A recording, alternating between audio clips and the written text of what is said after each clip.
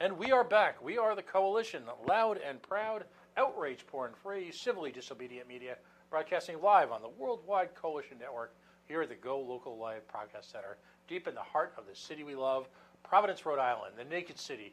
The city of, well, I guess about 365,000 stories. We've told a few tonight, and there's more to come.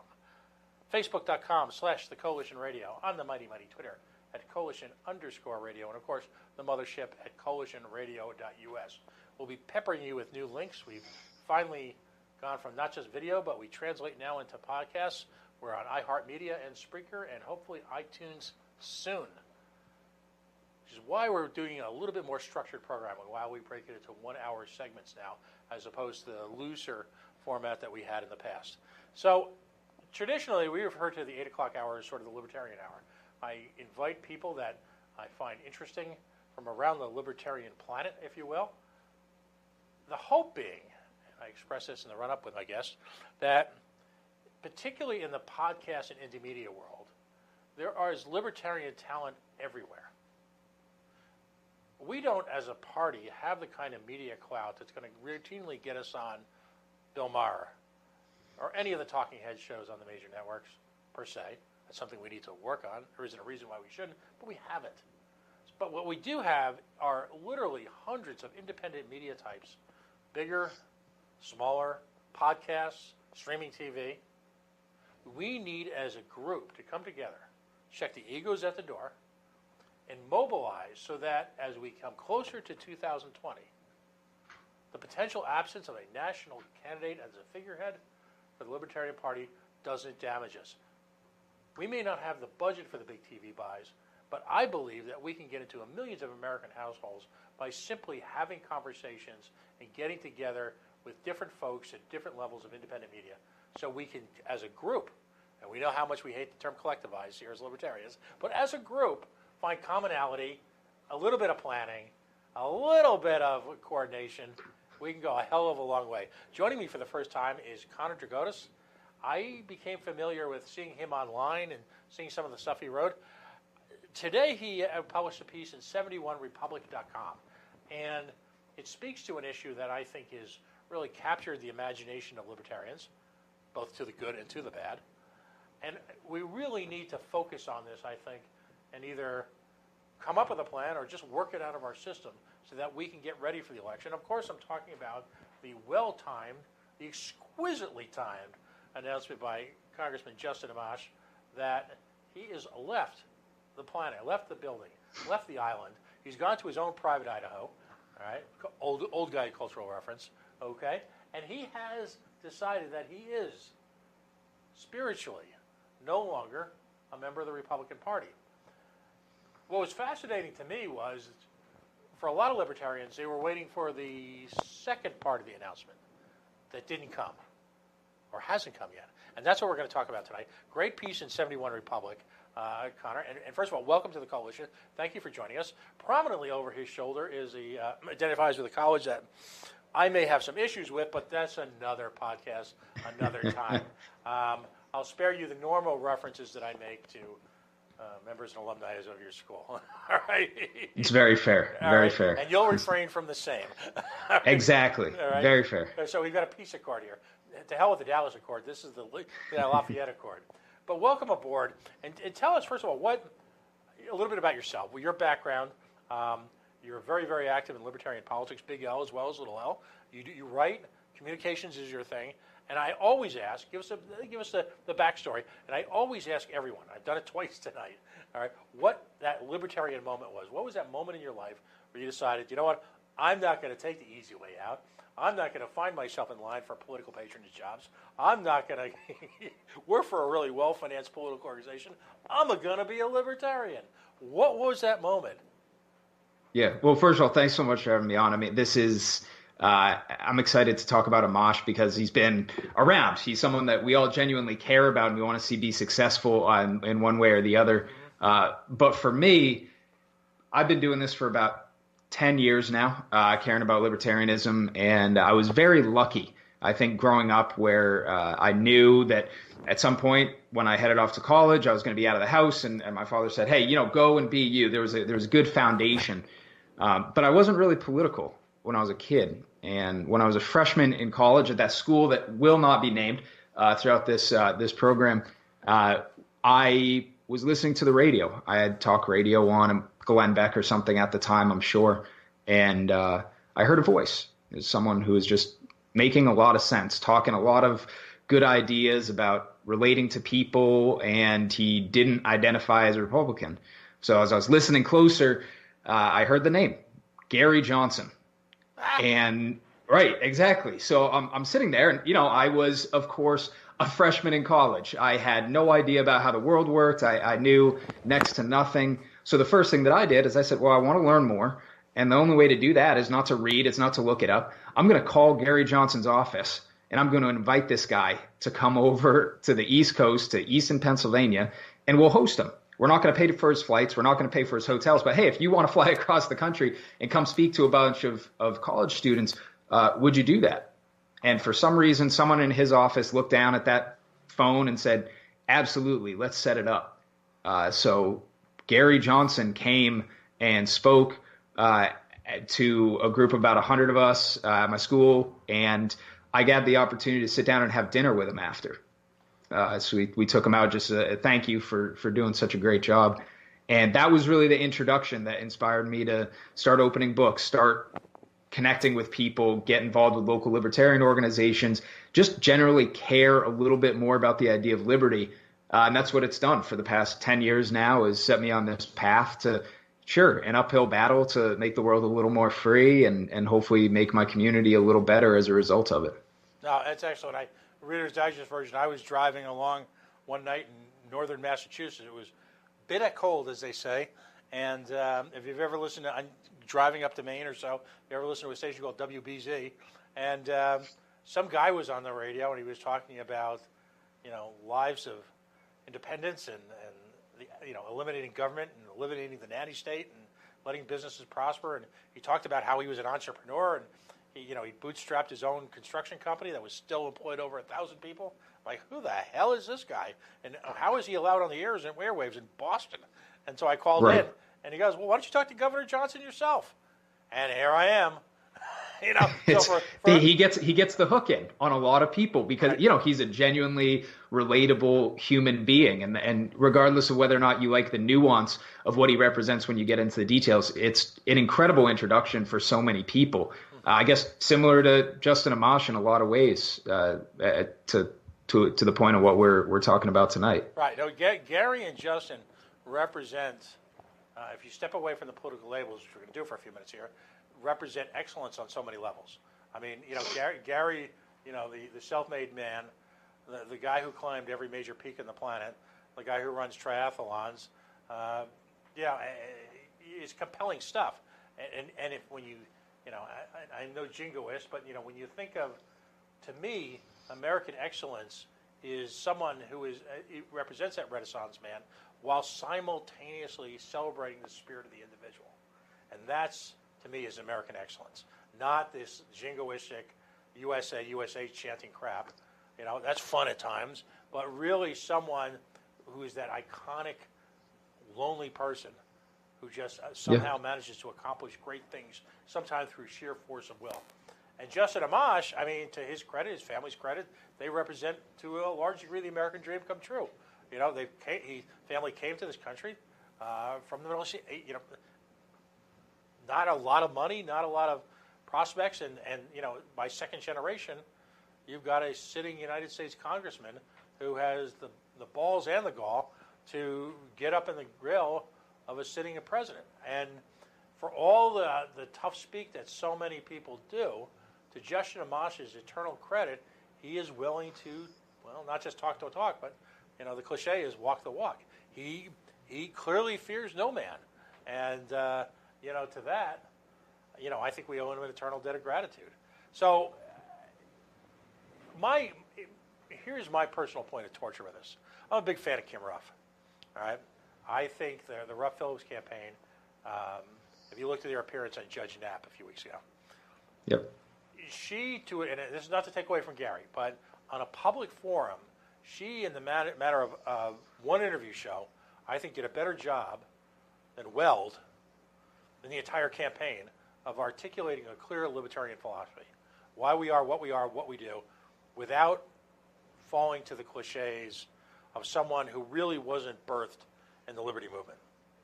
So we've got this problem here, and we've gone Republican light so many times in a row now, and I was just as responsible. I'll admit, I whipped votes on the floor in Orlando for Bill Weld. Bill Weld was the governor and represented to a lot of New Englanders what a libertarian stood for. And then he went off the ranch, in what we all know as the vows for Hillary night. I'll always point out with great pride that there was only one state that threw him out of the state. That was Rhode Island. Yep. We threw him the hell out, much to the delight of certain people still active in the movement. That being said, so it's very, very attractive to me to have someone like Kim. Now, we understand that she doesn't have the national name appeal yet. But harken back to this loose assortment of people, nearly 5 million people managed to vote Libertarian in the last election. How do we as an organization, with just just a little over a year left, how do we harness that power? Or do we look to someone like a Justin Amash? So what's your thoughts? And tell me about the article. What stimulated? What encouraged you to write this? Well, honestly, I think that a lot of people, when they heard that Justin Amash was leaving the GOP, their natural question, because he had teased the 2020 presidential run under the Libertarian ticket, was to say, all right, as you said, let's wait for that other shoe to drop. It's just a matter of time. But I think that we were asking that question a little prematurely. What we should have been asking is, how do we want to best advance the cause of liberty? Because at the core of it, I think that's what we really care about, is how are we reining in this out of control government spending? How are we advancing personal liberties? And the question that needs to be asked is, if that is in fact the goal that we want to accomplish, is Justin Amash best suited to do that as a member of the Libertarian Party, or now as an independent? And the argument that I'm making is, as a libertarian, as a big L and a small L libertarian, I do believe that he's better situated at this point in time to do so as an independent for a variety of reasons, which I could get into those just in kind of high level, because this is exactly what the article was about, and then we can get into some of the details. Right. But first, everything about his July 4th declaration was an evisceration of parties themselves. Right. And I think if he were to then go ahead and drop that other shoe and say, I'm going to be a libertarian guy, everyone's going to be like, that's an incredibly hypocritical move. You just said that parties are bad, and now you're just picking a party that opened up their arms and said, you can be you here, which is fine, but that wasn't the point that he was making. Right. So the second point is, I personally believe that the Libertarian Party is not prepared to support him. I wrote another article about this, which we could talk about, called Can Americans Elect a Libertarian? That dealt with the case study of Tim Silfies in PA 7. And then I just genuinely believe that we're not at that point yet, but I'm optimistic that we can be. And the third bit is, what an incredible opportunity as an independent to open doors to friendship, lead with an olive branch, and build alliances that, as a libertarian carrying a different letter after his name, it could shut a lot of those doors. If the point is to advance liberty, let's give Justin Amash all the credit that he needs and all the tools he needs to do that successfully as a member of Congress, hopefully for years to come. Right. So the central question, of course, is what's next?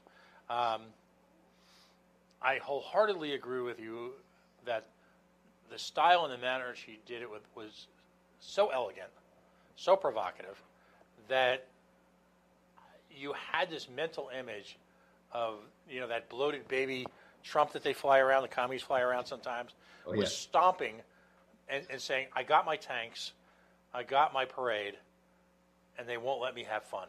They won't let me go to the parade. They won't let me buy the cotton candy and the balloon I want. That's the first image that came to my mind, because I loathe Donald Trump with every ounce I've got. I've got a lot of them. So I just, the timing was spectacular, because if for no other reason than the news cycle was shut down. You're a communications guy. You teach communications, by the way. So, he owned the news cycle really for a good part of this weekend. Absolutely. Yeah. And that was a great thing. I mean, I wanted to be releasing a press release on the 4th, right? I mean, that's the perfect time to do it if you have the right message. And he really hit the nail on the head. If it was him or his communications director, whoever was in charge of that, they absolutely, I woke up at 6 a.m. to a news alert. And I did the same thing I did when I got the news alert that said Donald Trump was elected president. I did a hard double take to make sure that I was understanding what I was reading correctly. And it really swept the nation exactly the way that I believe that they planned it to. Right. So the question then now, the next step, and so you've got two worlds operating here. You've got what our heart desires, and then you've got two different stages of practical. The first stage of practical, as Howard Schultz has found out, that running for the presidency as an independent without any party structure whatsoever is exceedingly difficult.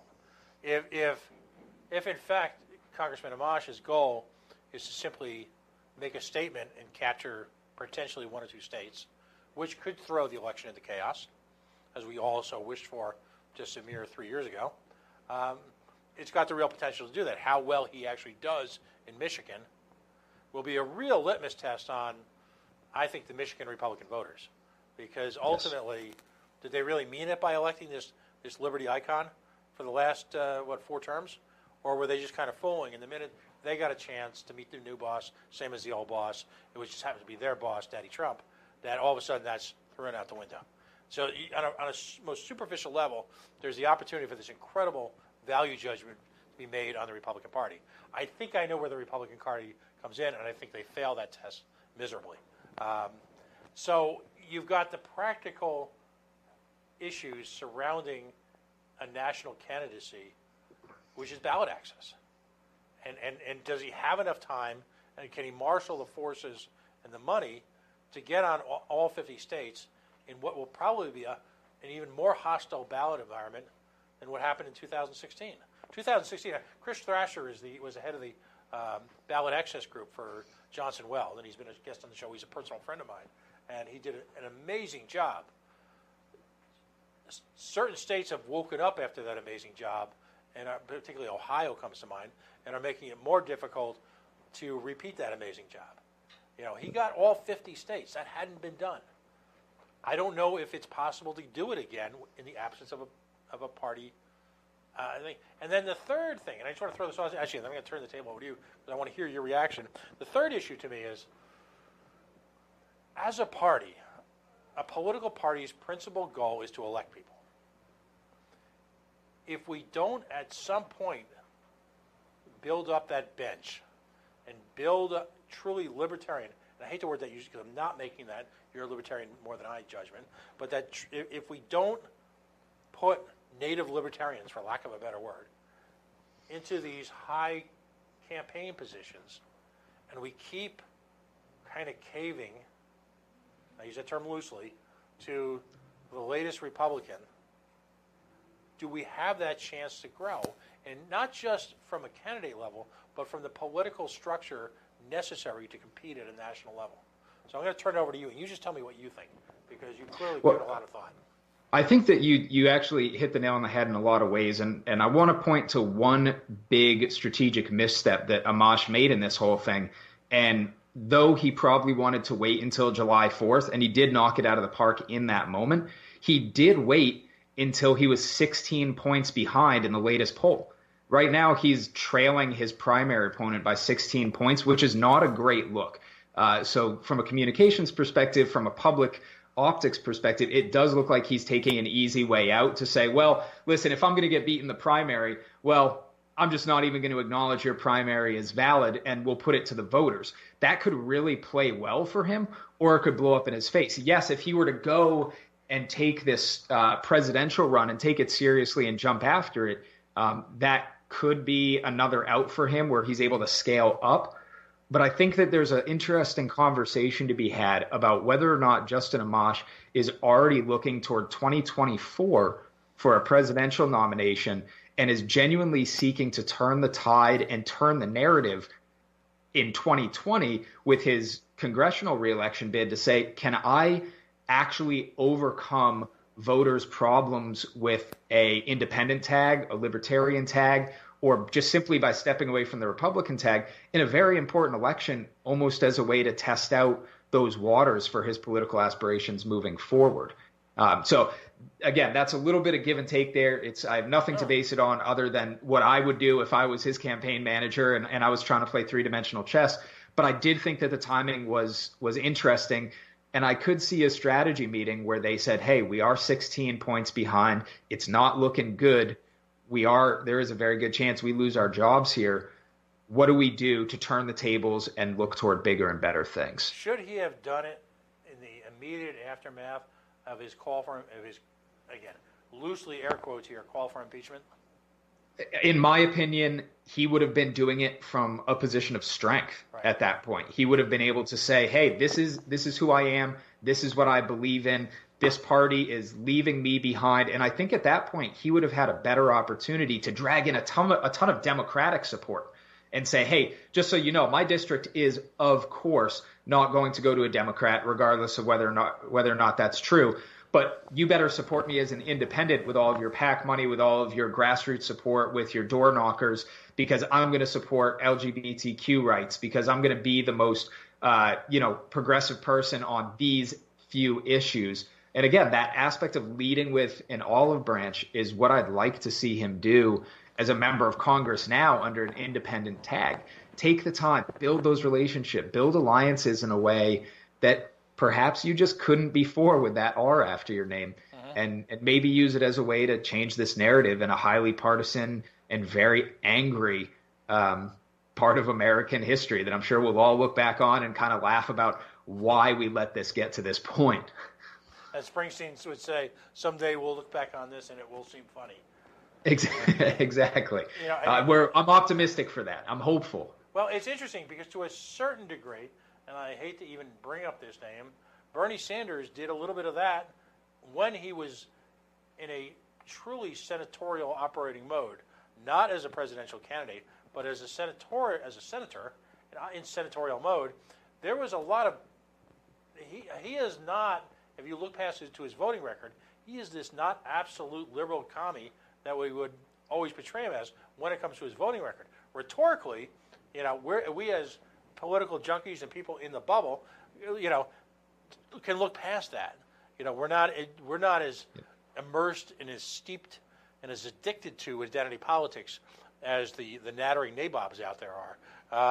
So, Bernie had some very controversial stands as a quote-unquote socialist. And so I think the model that you say is accurate. It all comes down to, I guess, twofold. There's speculation, and I haven't had a chance to check the senatorial cycle yet, but there's speculation that he may run for senator or run for a seat as congressman as an independent. Again, if you go after the senatorial seat, then you're, in my mind, you're positioning yourself as in attack mode. You're going after something aggressive, and you tend to control the narrative. If you run as a independent in what ultimately will be a three-way race, I just don't know how that goes, and I don't think anyone does. Right. Also, if he were to do that, I'd point to the fact that he spent $770,000 on his reelection bid in the last cycle, and if he were to take a Senate run, he's going to be looking at probably 1.2, 1.3, and without the typical GOP backing, I'm sure that has to be part of the calculation. Is he going to be able to raise that kind of money to do this in a way that's going to make sense for him and not leave him at the end of the day standing there without a job? Right. And, then you get into the bogeyman. And there's always kind of a special moment as a libertarian when Republicans or Democrats who decide to play the independent card all of a sudden realize that ballot access is a real problem. Don't think for a moment if he tries to get onto the ballot at either position as an independent that the Trumpers, isn't what's his name? What's her name? The sister of the bridezilla of Mitt. She's Michigan-based, isn't she? I don't think for a moment that the Republicans are going to be, with a microscope looking at every single signature. This could make hanging chads in Florida look like an afterthought. Well, we're seeing that in Pennsylvania right now. Governor Wolf in Pennsylvania just vetoed a bill that was passed with bipartisan support that would have eliminated straight ticket voting here. And we're seeing active lawsuits from a libertarian perspective against libertarians over one or two signatures. With a campaign I volunteered with last year, I received a phone call from the GOP as someone who helped with the campaign, asking if I signed up to sign for a candidate, and then they gave me the wrong name to ask if I had signed for them before, just to try to, all of these bait and switch techniques are happening, and I think that we need to be aware of that. And I'm hoping that someone on Amash's team is there in his ear saying, here's a 360-degree view of what this world looks like right now for an independent, a libertarian. Again, our core question here as libertarians has to be, how do we want to preserve and grow liberty? Right. And if that is truly his mission, he's got some serious calculus to do to find out what his next step is. Yeah, and it's not going to be apparent until it's too late. He's got an incredibly complex district. This is not. Yep. This is not some monogamous love affair with the Republican Party, or not. I mean, and he's got a complicated story to explain. The jury is out on Trump's numbers themselves, but there's no doubt at this point that the Republican Party that's left, emphasis that's been left behind still standing, adores him, possibly out of fear, because there's clearly no path forward for guys like Flake, the late senator from Arizona as well, it's those guys, none of them are profiles of courage in my mind, because, if I'm Flake, I guess I would have expected him to have, since this is the 8 o'clock segment, I'll be blunt, I would have expected to have a little more balls. I mean, if you got the money in the federal account, you can't spend it on anything else, and you truly hate what's going on in Washington, then why not go down that road, go down in flames? Just let loose. No polite conversation in the Senate chambers. Just let it fly. And that's the problem. There's been no profiles of courage in the Republican Party, and no one is willing to call out, 45 simply because it's the right thing to do. Right.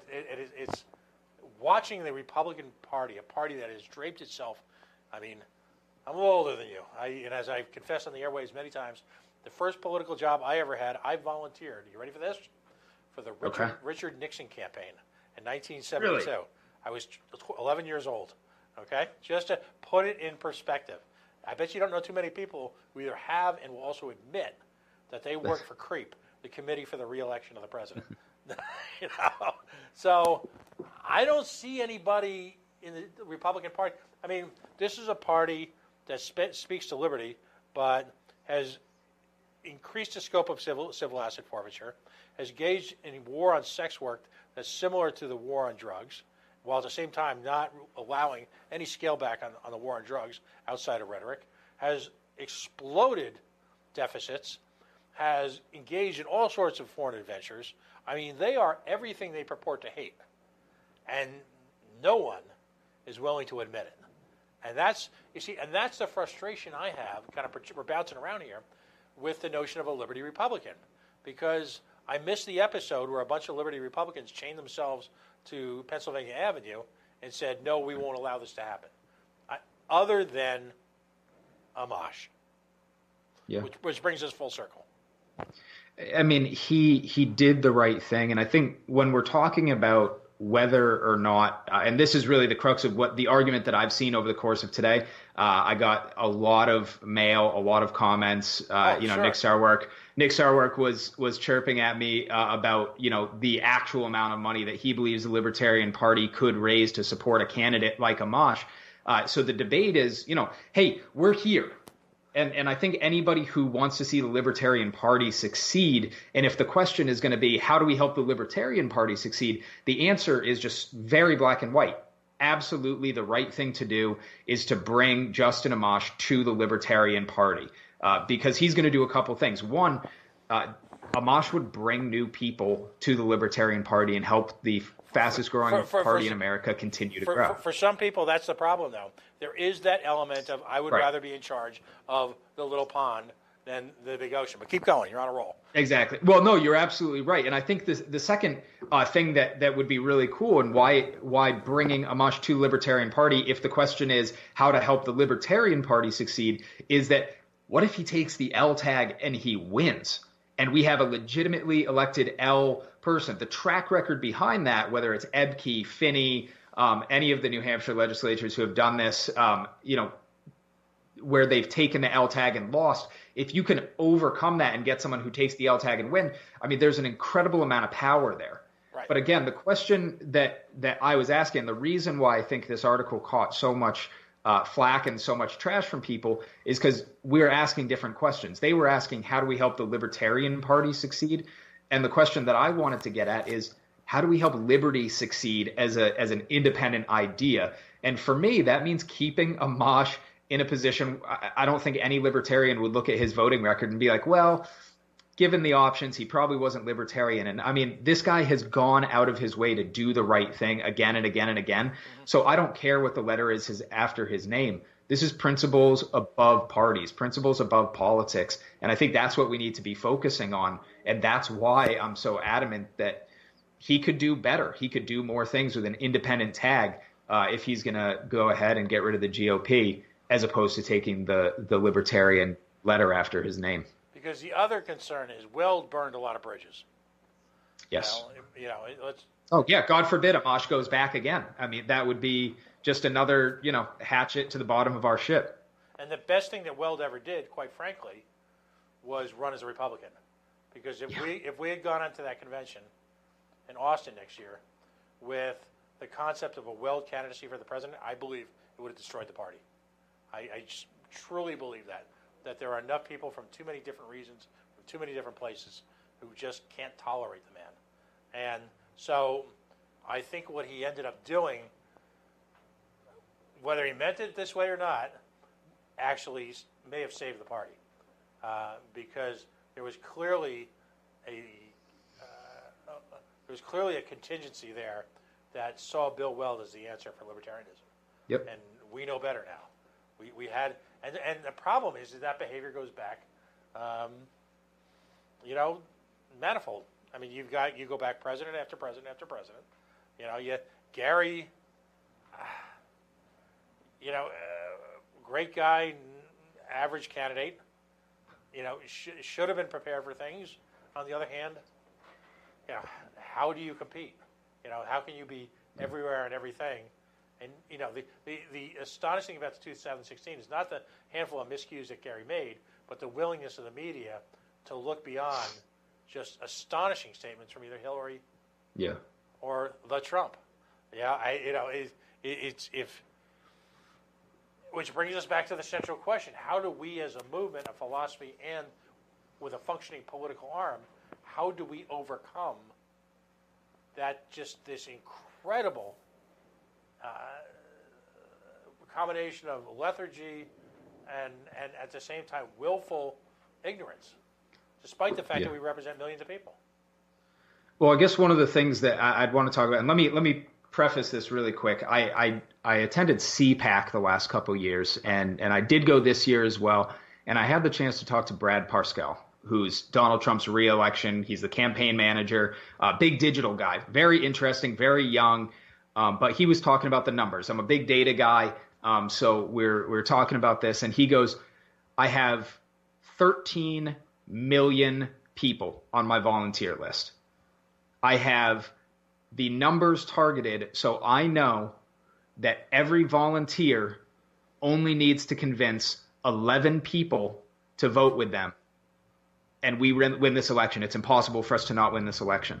And you look at the Democratic Party and you see a very similar machine that just rolls on day after day, 365 days a year, that puts out, I mean, they have the largest data operation, the most comprehensive grassroots organization in history. The technology that came out of the Obama campaign, it founded 36 different data companies just from staffers who then are distributing this throughout the country for local candidates. And meanwhile, the Libertarian Party is not operating at the same scale. And I think one of the big things is what we need to do is, as libertarians, is be comfortable and open about talking about our shortcomings. And I think that's a big step. A lot of times when I talk to folks, I think I mentioned it before, this article, Can Americans Elect a Libertarian? And I spoke about some of those shortcomings. And I got a lot of letters, a lot of hate mail, just saying, hey, I don't like the fact that we're talking about this. And I think that my response to them is the message that needs to be the same moving forward, which is if we don't address our shortcomings, the people with the skill sets out of the millions of us who care about liberty and want to see it succeed out there somewhere, when we say, hey, man, we don't have a system that's allowing us to recognize which reporters we need to be talking to in each given market or each state. Someone out there is going to say, man, I worked on a project in the private industry that could solve that problem. If we aren't talking about the problems as they exist and having these open conversations, that person out there is never going to know that problem exists because they didn't hear it. And we're still going to be sitting here 20 years from now having the same conversation. Real, candid awareness of our shortcomings is going to be the only way that we're going to get better. No, and to that, there is a great hope now with Dan Fishman as a true data guy, elected as executive director, that we will start to overcome that. And I'm not here to cast shade, if you will, at his predecessors, but Dan is the first person that I've met. Wonderful people work at the national office, but he operates at a different level. Yep. There is a professionalism and an industry experience that he's got. Now, of course, then the next question is, are we able to marshal the resources that he needs to do that? And, that's all of us we have to look in the mirror and somehow figure out a way to make that work at some level. Dan's the kind of guy, he's very resourceful. He's going to make do with whatever he's given, and he's going to do a better job than probably just about anybody else alive at doing it. But at the same time, you're right, in an effort to bring it to scale, and the digital divide that's occurring politically between the top two parties and what's happening at our level, we're talking about a national CRM program right now, and which is a great effort. People put a lot of work into it at a time when, again, I'm familiar with a couple of the people who run those democratic organizations. The kind of conversations we're having now were had by Barack Obama in the days after he was elected senator in the state of Illinois. That was a long time ago. It was.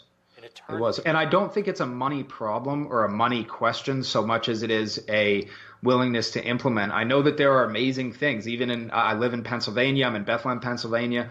And the things that I see happening at our state party are fantastic. We have leadership that's willing to take the steps to, they're integrating with that, national CRM program. Mm-hmm. But at the same time, if you look at Ted Cruz in 2016, their technology allowed you on an app to walk up to a door, and when you got to that door, the app had a script for you because it had already analyzed the data file, and it knew not just who this person was, what their likelihood to turn out was, what issues they cared about, but it would then tell you how to talk to them about the things that they cared about. And it allowed Cruz to get an upset, at least leading up to the nomination. And it was the technology that the left had been using years before. So there has to be some money, but I think there's more of a will. And the beautiful part about us being, top up, or rather a bottom up instead of a top down structure, is we can run these projects. And as soon as we find something that works across these millions of people trying all these different things, is there needs to be a better willingness to communicate with state leaders and then national leaders to say, hey, yes, this works. Let's roll it out across other areas to really help these races, starting at the bottom, city council, commissioners, all of these local races. Those are the ones that we can pick off and win because it's all about human connections. And if we can get better at that, that's everything. No, absolutely. Are you willing to make predictions for what's going to happen in the next couple of weeks, or is it just too far out? When it comes to politics, that is one thing I feel like I can at least roll the dice on. My prediction is that he will stick with the independent tag for the time being. I do think that there are a couple key factors that could happen that would push him toward the L. One is that someone gets in his ear who is a libertarian and convinces him with real numbers and real data that he could make a push and that some barometer, whether it's signatures, ballot access, would be markedly improved for him, whether it's the House, in the Senate, or the president in one of those races, that someone can convince him here is an actual path to get there. And I will be the first one to stand up and welcome him and be there. But in the meantime, as a congressman, I really am excited to hopefully see him stick with that independent tag and just use it as, again, an opportunity to build alliances and move the ball forward on advancing liberty instead of advancing party talking points. Right. And I guess, and this is something I don't have the answer to, I believe Michigan allows you to run simultaneously for the presidency and for Congress. I believe, because I was reading an analysis of candidates who are, let's just say the lower levels of the Democratic gang of 30 are pretty bad. I firmly believe that Bill de Blasio's chances in advancing as a candidate lie more in the intense desire of people who live in New York City to get them the hell out of town. All right. Yep. Please, Bill. We have a saying here. Gina Raimondo is she's the governor of Rhode Island, and she's also now the chair of the National Governors Association, Democratic Governors Association. And we desperately are hoping to see her run for national office as soon as effing possible. Please. As the old Irish saying, don't let the door be hitting you in the ass. Exactly. My fiance is from Staten Island. We're getting married at the end of this month.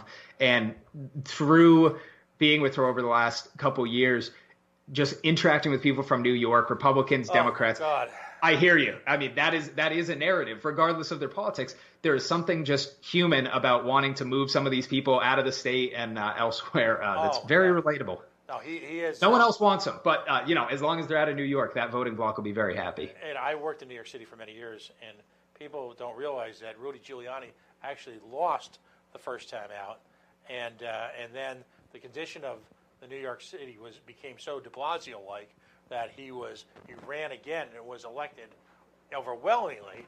Staten Island wound up being one of the big swing factors because people ultimately, when it comes to mayoralties and governorships, want to crave competence. And so when you look at the idiot factor, you've got de Blasio, and then you've got a guy like Hickenlooper who is just, he's, when it comes to his business attitudes, he's right on a lot of things. Unfortunately, he's a damn communist. But I mean, right. How does someone like Hickenlooper end up in the same cesspool, the same title pool as de Blasio? And that's the Democratic Party.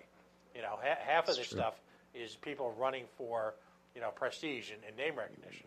Hickenlooper is widely touted as perhaps running for the Senate.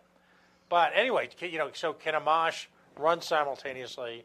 There is, are there sore loser laws in place in Michigan? This is where his lawyers, election lawyers, are probably working around the clock to try and figure out exactly, for two reasons. Number one, to make a plan. Number two, to get ready for the lawsuits. Because absolutely, the thing that we've come to recognize is that if you're a political organization, you'd better have plenty of lawyers, because when you're the third party, they're gunning for us. They will. Well, I made a note. I'm sure you saw me writing, but now you've given me something to Google and look into for another article after this. So okay. That's a very interesting question. I had not thought about that. Yeah, and that's the thing. So election laws in this country are so Byzantine, and yet and how ironic. Two things that to point out that I just feel like I have to bring up. Number one, we couldn't possibly have Gary Johnson in debates because that would diffuse the message and not give people enough time to discuss. Really? Honestly?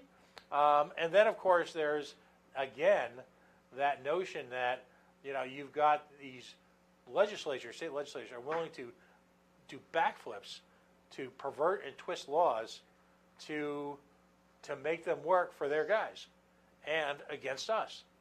And until we get people into state legislators, I don't know how we possibly combat this constantly moving target. And again, I go back to Ohio.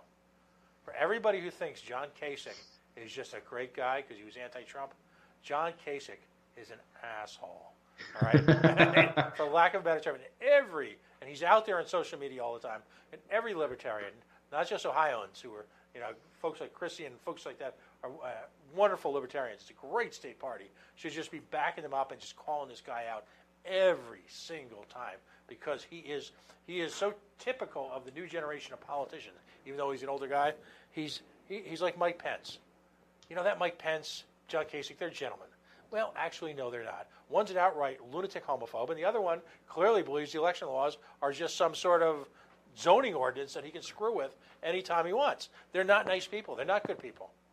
And we have to, which brings me to the next question. All right, I'm an older guy, right?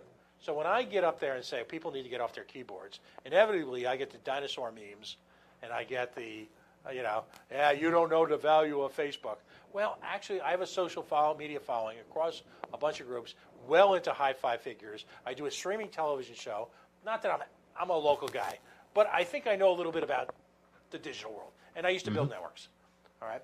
I recognize, to me, social media is an incredibly useful, activist-based communications tool that allows us to reach people that we never would have been able to reach 10 years ago. The problem is how do we get people off the damn keyboards and actually going door to door, old school, knocking on doors? How do I convince people of your generation that, given the algorithms underlying Facebook, those 3 or 4 Bernie-crats from 10 states away aren't ever going to convert to, they're not going to join the LP. So but at the same time, that guy down the street who's running a struggling business because he's dealing with some jackass at town hall whose everyday life is made miserable. We got a guy here in Rhode Island, 104-year-old soda company. They made boutiques, one of our sponsors, they make boutique sodas before we even knew we needed boutique sodas, all right? All cane sugar. Guess what? 7 years in a row, our state legislature has tried to pass a law that would put an extra tax. Sound familiar? You know where I'm going with this in Pennsylvania, right? A soda tax. Yep. All right? And these people are willing to lie.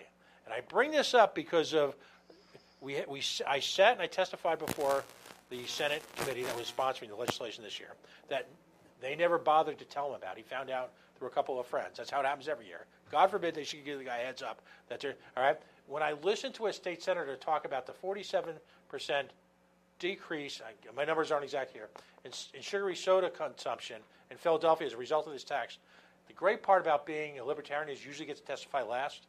I mentioned to them that they ignored the 53% increase in soda consumption in the immediate suburbs outlying Philadelphia. Simply, people got in their cars and drove 2 miles down the road, all right, off of, what is it, Kennedy Boulevard, all right? Kennedy Boulevard, exactly. Right by the airport, all right? You drive 2 miles over from Kennedy Boulevard, and you're in not Philadelphia, and you're paying $2 less for a 6-pack of Coke, 12-pack of Coke. Yep, absolutely. So when all of those business people are out there, entrepreneurs, they're American, they're newly arrived, they're everything that as we want in our party. They have a passion for business, a passion for wealth creation, a passion for liberty. That's why many of them gave up everything to come here. And they're getting tortured by out-of-control government who panders to them and at the same time picks their pocket. How do I convince people your age, and I'm not trying to single you guys out, to get the hell off the goddamn computer and go out and knock on that guy's door and buy a beer or buy something he's selling and have a conversation with him? How do we do that? Well, I think I certainly have a few opinions here, and I think what a lot of people, generally conservatives and libertarians, more than anyone else, tend to get into is data. When we connect with people, whether it's online or in person, we start by saying, well, if we increase X by 4%, that'll decrease Y by 7%. We'll get Z result. And you'll never see someone on the left do that. When Barack Obama gets on stage, he's talking about little Susie who had access to a social program. And because of that program, she was able to grow up. And now her family is better. Like, humans relate through stories.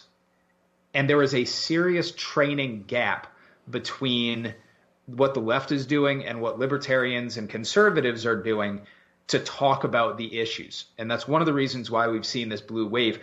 But what we need to realize and remember is that data means nothing if it's not actionable. Always have the data. Make sure that you're right. I'm not saying go out and make up stories just for the heck of it, but make sure that they're relatable in a very real way. So I was up at PorkFest just a couple weeks ago, Right. And I was teaching a class up there actually about building communities.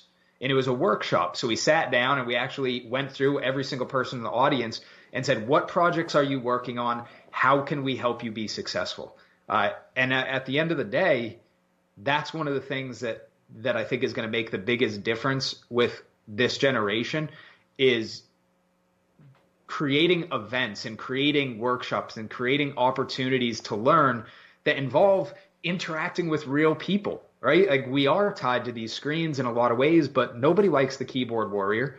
The only person worse than the keyboard warrior is the guy that shows up to the local LP meeting, complains the entire time, and then leaves and doesn't do anything until he comes back the next month to complain again. Like those are the two worst categories. So when we provide this training, when we provide this real, tangible human connection, that has a compounding effect. And we need to be taking care of our young people. I want to recognize, I guess they're a nonpartisan group, but the Stand Together movement, so Grassroots Leadership Academy, is currently doing grassroots trainings across the country, which I've attended and I think very, very highly of. Also, groups like the Mike Heise and the Mises Caucus, as a libertarian group in a lot of ways, they're bringing people together with real human connections. I mean, that's what's going to help liberty win. Right? Absolutely. Human action, exactly. And it's training, and it's, we package it differently. So it doesn't say like, come to a boring training, because that sounds like we're just going to be looking at a PowerPoint screen, because the real benefit there isn't just the information, it's the relationships that we build. And, just a shameless self plug, this isn't something that I generate revenue from, and it's not actually even a business, but I keep a digital group of just documents from all of these trainings and events that I go to that say, hey, here's a packet from Young Americans for Liberty or Operation Win at the Door of how to run a campaign. Here's the Grassroots Leadership Academy training booklets for grassroots activism.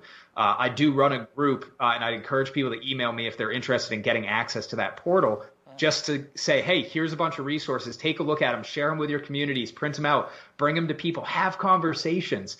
I know I took a little while to get there, but at the end of the day, that's what's going to be the difference maker for getting people off their keyboards and into the real world and making a difference in their communities. We got to be local and we got to be human. No, absolutely, because the next step, and here's the biggest irony of all, I actually was part of a panel in New Orleans, and it was about social media. What do we do? And a bunch of people brought really good stuff to the table. But I was the last, and I asked everybody, who's been to a town meeting, a town hall? Who's testified at a financial town meeting? Who's testified before your state house or your state senator? And a bunch of people answered. I said, okay, and what did you do with that experience?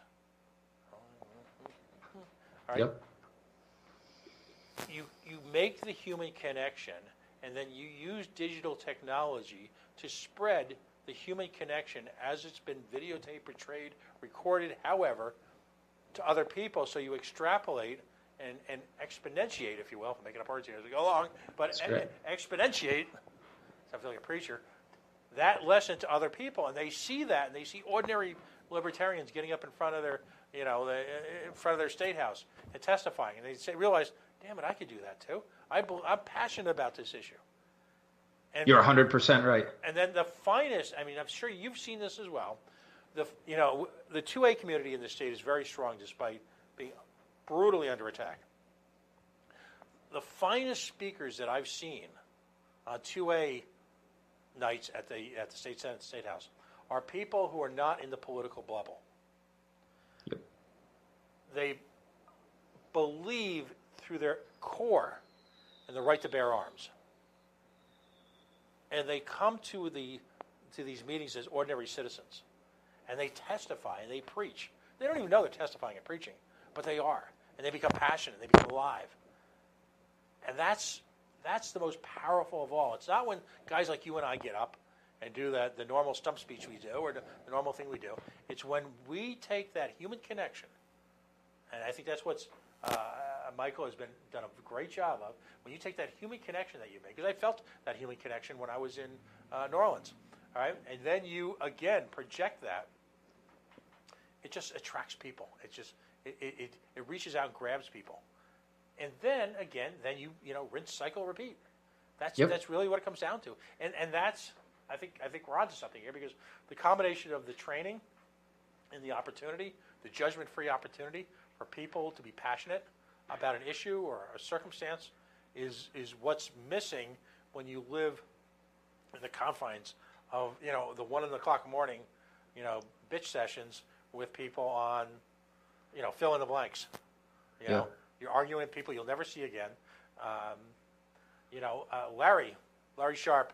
I'm sure you've seen it because you're very active, and I nothing but the warmest respect for your activism. Larry Sharp always makes that great speech that everyone's seen. You don't have to win the argument. You have to plant the seed. Yep. Walk away with everyone's dignity, pride, and good humor intact, but you planted a seed. And a percentage of those seeds will come back and refresh the conversation. And then you will create friends and acquaintances and people that you work with, as opposed to yell at. And you're 100% right. We need more of that. And this is the time where we have to, I don't know, as a movement, I think we have to take real stock of ourselves in this moment, because Gary made it easy. People challenged Gary for the nomination. They worked hard. Mm-hmm. All credit to them. But we, as the members of the organization,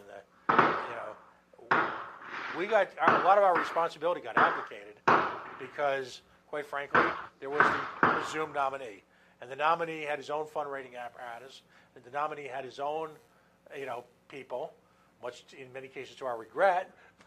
but we didn't have to, as an organization or a movement, take a lot of responsibility. Kristen Rasher was out there using funds to get people to show up, and a lot of people did a lot. I'm not diminishing the people who did signatures, but a lot of that was done by professionals. We don't have that luxury this time. We simply don't. Right now, there doesn't seem to be any magic fountain of money or magic instant recognition candidate. And I personally support Kim Ruff. I don't see anything changing anytime soon to dramatically alter it. I happen to believe, as you do, you've convinced me that Mr. Amash is going to do something. Whatever he does will be as an independent. There just simply isn't enough. There isn't simply enough time for him to make the statement he made this weekend and move to another party in time for 2020. It's the beautiful thing about it, and one thing I will say just in response to that real quick, is that it is a long game. We're playing a long game, and I know that sometimes that we can put it out there and say, well, we need to make sure this happens before it's too late. And I've been guilty of that myself. I've put that in writing in a lot of places.